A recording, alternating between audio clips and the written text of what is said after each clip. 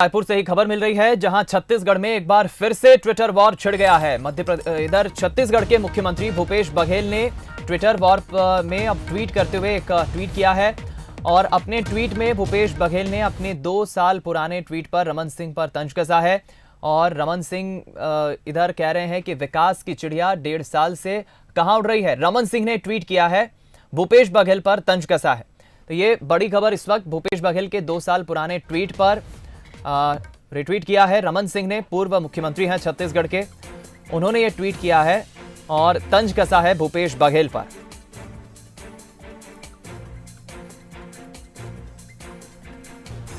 तो 15 साल के शासन के बाद छत्तीसगढ़ की राजनीति में विपक्ष की भूमिका में पहुंची बीजेपी लगातार सरकार पर हमलावर बनी हुई है। अब मुख्यमंत्री भूपेश बघेल के 2 साल पुराने ट्वीट को लेकर डॉक्टर रमन सिंह ने तंज कसा है और रमन सिंह ने पूछा है कि विकास की चिड़िया 1.5 साल से कहां उड़ रही है।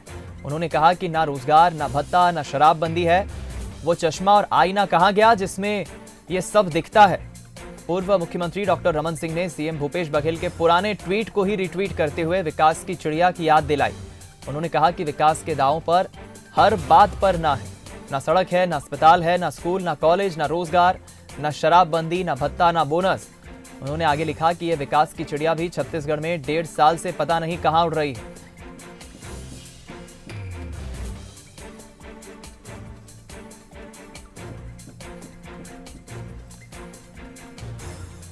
हम रुक करेंगे, अमित श्रीवास्तव जी हमारे साथ कांग्रेस प्रवक्ता फोन लाइन पर जुड़ गए हैं, तो केदार गुप्ता जी बीजेपी प्रवक्ता फोन लाइन पर जुड़ गए हैं। सबसे पहली प्रतिक्रिया अमित जी आप ही की लूंगा, क्योंकि रमन सिंह ने एक बार फिर भूपेश बघेल के ही 2 साल पुराने इस ट्वीट को रीट्वीट किया है और सवाल पूछा है कि आखिर विकास की चिड़िया कहां लापता।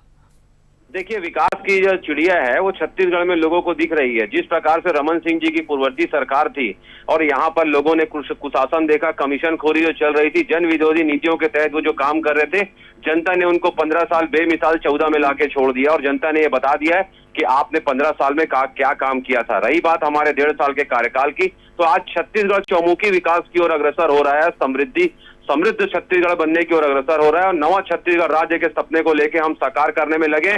और जिस प्रकार वो रोजगार की बात कह रहे थे, मैं आपको 2018 सितंबर का आंकड़ा बताता हूं। उनके समय में बेरोजगारी दर जो था वो 22.8 था और आज 3.4 है, जबकि राष्ट्रीय बेरोजगारी दर अगर आप देखेंगे तो 23.5 है। आज आप देखिए, ऐसा लॉकडाउन के समय में भी छत्तीसगढ़ सरकार जो कार्य कर रही है, लगभग 32,852 यहाँ पर बाइक और कार बिकी है और 3,000 क्या बोलते हैं यहाँ पर ट्रैक्टर बिकी है। और मैं आपको बताना चाहता हूँ कि इस लॉकडाउन के समय में भी 22% से ज्यादा हमारा यहाँ पर जीएसटी का हमको प्राप्त हुआ है। और मैं भगवान से एक विनती करना चाहता हूँ कि भगवान ऐसा भी कोई आईना बना दीजिए जिसमें पूर्ववर्ती सरकार का चेहरा नहीं, उनकी जो नीयत थी और उनका जो कुशासन था वो रमन सिंह जी को दिख जाए। ठीक, केदार जी क्या कहेंगे? देखिए, बहुत स्पष्ट है, बाइक खरीदी तो प्रदेश के लोगों ने खरीदी। इन्होंने पैसा दिया क्या उसको खरीदने के लिए? इन्होंने धान खरीदा था नवंबर दिसंबर में और वो नवंबर में खरीदी हो जानी थी, पर वो जनवरी तक चलती रही और उसका पैसा आज तक किसान भाइयों को नहीं दिया। वो 4 किस्त में देंगे करके राजीव न्याय योजना, जिसे किसान भाई अन्याय योजना मान रहे हैं, वो लागू है, उसका पैसा अभी तक के इन्होंने दिया नहीं। इनको उनकी चिंता करनी चाहिए। दूसरी बात, जहां पर आप रोड देखें तो नई नई रोडें बनती थी पहले छत्तीसगढ़ में जब डॉक्टर रमन का शासन था। अब तो थिगड़े लग रहे हैं, जो पैचवर्क होता है बोलते हैं जिसको, पैचवर्क हो रहे हैं अब छत्तीसगढ़ में। रोड निर्माण का काम तो खत्म हो गया। मैं एक किसान हूँ, मैंने बिजली मीटर के लिए एप्लीकेशन दिया तो मुझे कहा कि 1.5 साल बाद आपको बिजली मीटर मिलेगा और अगर लेना है तो 4 पोल के आपको 1,65,000 रुपए पटाने पड़ेंगे। वो 1,65,000 मैंने पटाए हैं, मेरे पास रसीद है।